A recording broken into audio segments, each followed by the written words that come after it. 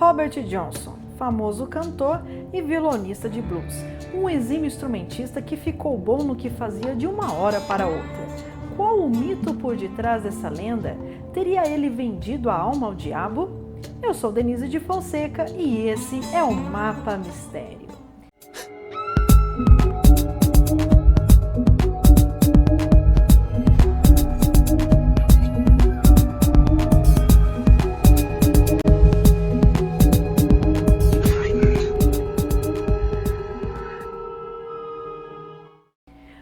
Robert Leroy Johnson nasceu oficialmente em 8 de maio de 1911. Digo oficialmente porque naquela época os registros eram meio bagunçados. E ele bem pode ter nascido em 1909, 1912. Aonde? Zona rural de Hazlehurst, no estado de Mississippi. O pior estado para se viver e se morrer naquela época se você fosse negro. Época dos linchamentos públicos em decorrência dos conflitos raciais. Esse fato marcou grandemente a vida de Johnson. Seu pai tinha terras, mas era negro. Foi ameaçado de linchamento e isso fez abandonar a mãe de Johnson ainda grávida. Mãe solteira, não tinha parada. Mudava de cidade, casa e Johnson sofreu na mão de um padrasto cruel e beberrão. Eles brigavam muito, pois o garoto não queria trabalhar na plantação de algodão como fazia a família. Ele queria ser músico, sair por aí tocando seu violãozinho. Naquela época ainda não existia guitarra elétrica. Antes de completar 18 anos, Johnson se casou com seu primeiro amor, uma menina de 15 anos de família cristã. Ao contrário do que muita gente possa imaginar, o blues não nasceu nas igrejas evangélicas do gospel, nasceu da música do campo, cantada por negros nos momentos de descontração. Nessa época, os cristãos diziam, assim como os nossos pais no passado diziam a respeito do rock, que isso era música do diabo. Mas por quê? Depois de um dia duro na lavoura, as mulheres iam para a igreja buscar alento, mas os homens preferiam ir aos bares ao som de blues e levavam consigo as carteiras. Os pastores não gostavam muito disso. Primeiro porque os pais de família ficavam lá nos bares bebendo e descuidavam da família. Segundo, porque isso os fazia não contribuir para manter a igreja. Pois bem, voltando para Robert Johnson. A família da menina, nesse contexto, exigiu que Johnson largasse a música do diabo. E assim ele o fez, por um tempo.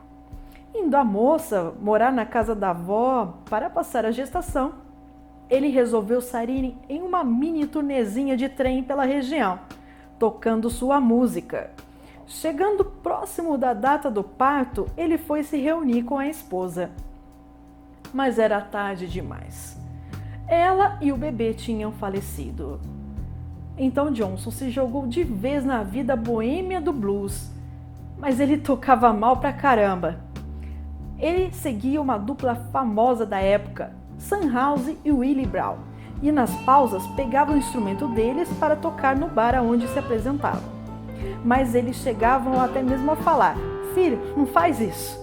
Você toca mal pra caramba, o povo tá reclamando e vai que você ainda estraga o violão." Então ele virou as costas e saiu. Ficou um bom tempo sem ser visto. O que aconteceu depois virou lenda.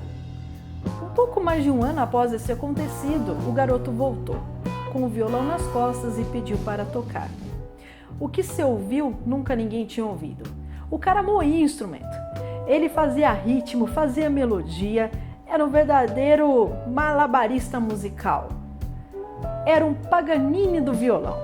Falo Paganini porque, assim como o violinista, Johnson tinha mãos grandes o suficiente e técnica para fazer o violão soar como uma banda inteira. Na mesma hora que ele estava no início do braço, ele já estava no fim do instrumento e tocava melhor que Sun House e Willie Brown. Isso eles mesmos falavam. Pois bem, somando isso a um repertório de letras que fazia alusão ao hoodoo, não confundir com voodoo, criou-se a lenda de que Um belo dia, Robert Johnson encontrou o diabo na encruzilhada da rodovia 61 com a 49. O diabo pegou o seu violão, afinou e o entregou, dizendo que naquele momento em diante sua alma o pertencia. O mito de Fausto renovado, com uma roupagem que serviu como uma luva a Johnson, o cara que vendeu a alma ao diabo em favores. Para um lugar tão violento como Mississippi, isso era favorável a Johnson. Um lugar como aquele era melhor você ser temido do que ser respeitado. Johnson chegou a se apaixonar de novo, mas a fama dele não o fazia ser o genro dos sonhos.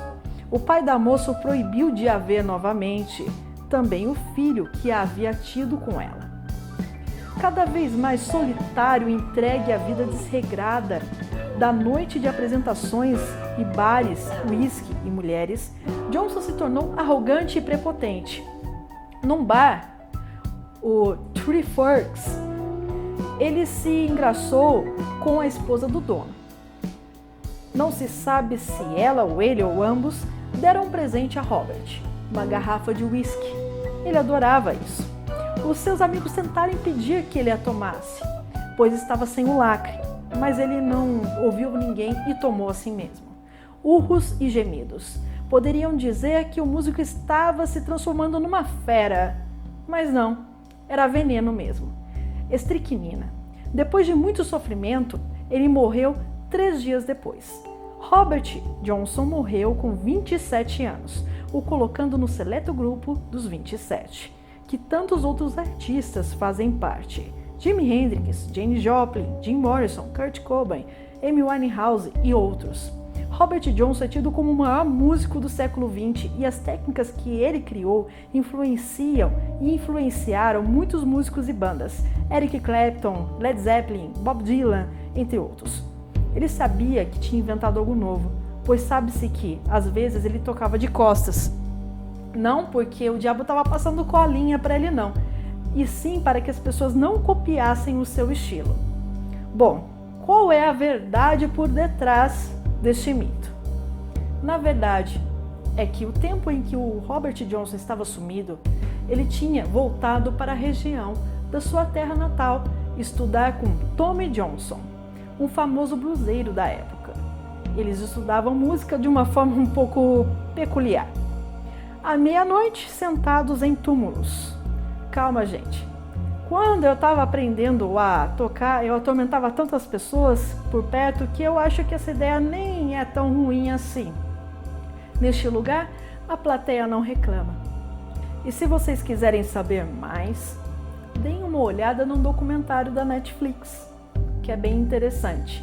E também saiu no canal Assombrado um especial a respeito, o canal do Matheus e da Ana, que é bem legal.